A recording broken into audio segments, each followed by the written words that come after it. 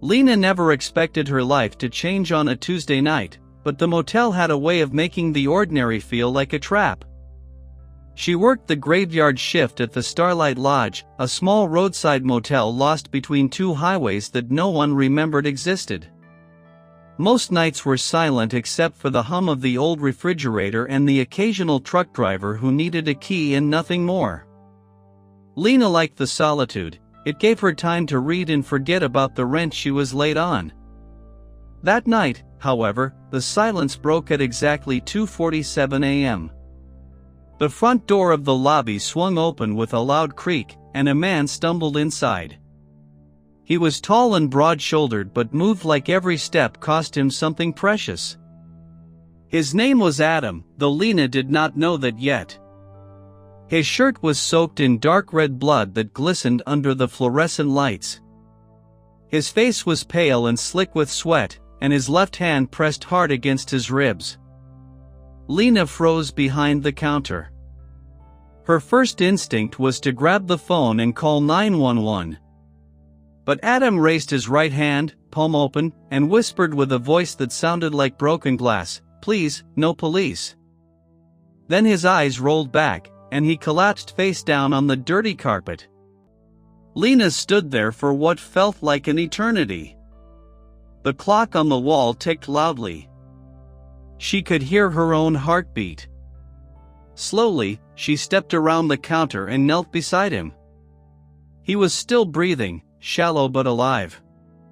She rolled him gently onto his side to check his wound. A knife cut, maybe a bullet graze, she could not tell. Blood was everywhere, but the flow seemed to have slowed. She grabbed a clean towel from the supply closet and pressed it against his ribs. He groaned but did not wake. That was when she noticed the brown leather jacket he wore. One pocket was torn open, and inside she saw a flash of white paper and a metal key. She hesitated for only a second before pulling them out. The key had a plastic tag with the number 7 and the name of a motel called The Pines, 300 miles away. The paper was folded once, and on it, written in black ink, was her own name, Lena. No last name, just Lena. Someone had known she would be working here tonight. Someone had sent Adam to her. Her mind raced through possibilities: an old friend, a stalker, a trap. She heard the low rumble of an engine outside. 2 cars pulled into the gravel lot. Headlights swept across the lobby windows and then died. Lena peeked through the blinds and saw 2 men getting out. The first was tall and thin with a shaved head and a tight black jacket. His name was Kurt. The second was shorter, stockier, with a scar above his left eyebrow and restless hands that kept opening and closing into fists. His name was Miles. They did not look like lost travelers. They looked like men who had done this before. Kurt pointed toward the lobby. Miles nodded. They began walking slowly, not rushing, as if they knew Adam could not run far.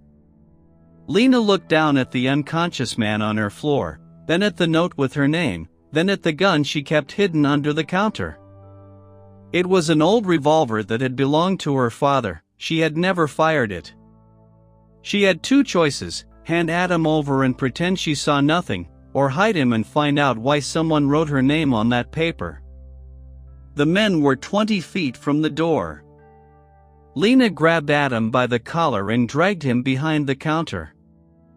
It was a tight fit, but the counter was long and the lower cabinet gave some cover. She threw a dirty laundry bag over his legs. Then she stood up, smoothed her uniform, and waited. The door opened. Kurt stepped in first, his eyes scanning the room like a camera. Miles followed and shut the door behind him. The air became thick. Lena forced a neutral expression and said, "Can I help you?" Kurt smiled, but it did not reach his eyes. He said they were looking for a friend, a man about 6 feet, dark hair, probably injured. He said they were worried about him and wanted to take him to a hospital. Lena's pulse pounded in her ears. She kept her hands visible on the counter. She said she had not seen anyone all night. Miles took a step closer and looked at the floor. There were drops of blood leading from the door to the counter. Lena saw them too, a second too late. Kurt tilted his head and said, "Really?" Then he pointed at the blood trail. Lena's throat went dry. She needed to think fast, faster than she ever had in her life. Lena looked at the blood drops and then back at Kurt's cold eyes. She forced herself to laugh, a short, nervous sound that she hoped would pass for embarrassment. She said a truck driver had cut his hand on a broken bottle about an hour ago. He left after she gave him a bandage. She pointed to the supply closet and said the blood was from that. Kurt did not blink. He walked slowly around the lobby, running his fingers over the furniture. Miles stayed by the door, blocking any escape. Lena could feel Adam's body behind her under the counter. He was still unconscious, but any sudden movement or sound would give him away. Kurt stopped in front of the counter and looked down. Lena's heart nearly stopped. But Kurt was looking at the old register book, not at the floor. He asked if anyone had checked in after midnight. Lena said no, and she showed him the empty log. The lie felt thin, but Kurt seemed to consider it. Then Miles spoke for the first time. His voice was low and rough, like gravel being crushed. He said they would wait outside in case the friend showed up. He said they did not want any trouble, they just wanted their property back. The word property made Lena's skin crawl. Adam was not a thing, but she understood then that these men saw him as something to be recovered or disposed of. Kurt nodded and gave Lena a long, slow look. He said if she saw anyone, she should not call the police, she should call the number on this card. He placed a white business card on the counter. There was no name on it, just a phone number. Then they left. Lena watched through the blinds as they walked back to their cars. They did not drive away. They parked on opposite sides of the lot, facing the lobby. They were waiting. Lena let out a breath she did not know she was holding. She knelt down and checked Adam. His eyes were open now, barely. He was trying to speak. She put a finger to her lips and whispered for him to stay quiet. She helped him sit up behind the counter, out of sight from the windows. His face was gray, but he was conscious. She asked him who he was and why her name was on that note. Adam coughed and winced in pain. He said his name was Adam. He used to work security at a warehouse that stored sensitive documents for lawyers and private investigators. He said 3 months ago, he found something he should not have, a file that proved a powerful man had been paying off judges in a human trafficking case. He made a copy for his own safety. Then his boss found out. The boss sent Kurt and Miles to retrieve the file and make sure Adam never spoke again. Adam ran. He had been running for 3 weeks. The note with Lena's name came from an old contact who said she was the only person he could trust. Adam did not know why, he never met Lena before. But the contact was dead now, killed 2 days ago. Adam had nowhere else to go. Lena wanted to scream. She was a motel receptionist with no training in this kind of danger. She wanted to call the police, but Adam grabbed her wrist and said the police were compromised. The powerful man had friends in every department. If she called, they would both disappear. Lena looked at the gun under the counter. Then she looked at the 2 cars in the parking lot. She had until dawn to make a decision. Kurt and Miles would not wait forever. Sooner or later, they would search the entire motel. Lena asked Adam where the file was. Adam said it was hidden in the room key she found in his jacket, the key to room 7 at the Pines Motel. The file was inside a false ceiling panel above the bed. But getting there meant escaping Kurt and Miles first. Lena thought hard. She knew the motel's layout better than anyone. There was a back door through the laundry room that led to a drainage ditch. The ditch ran behind the motel and connected to the main road about half a mile away.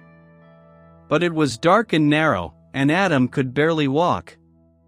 Lena had an old bicycle in the storage shed. She could create a distraction, maybe set off the fire alarm or break a window on the opposite side of the building.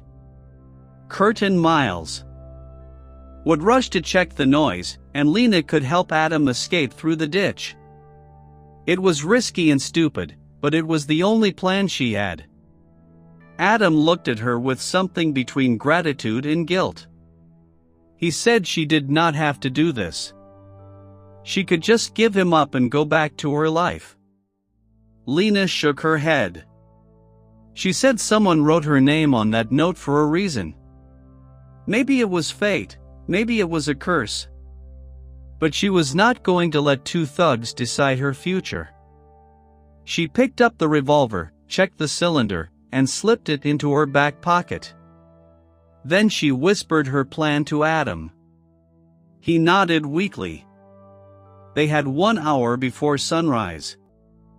Lena moved quickly and silently.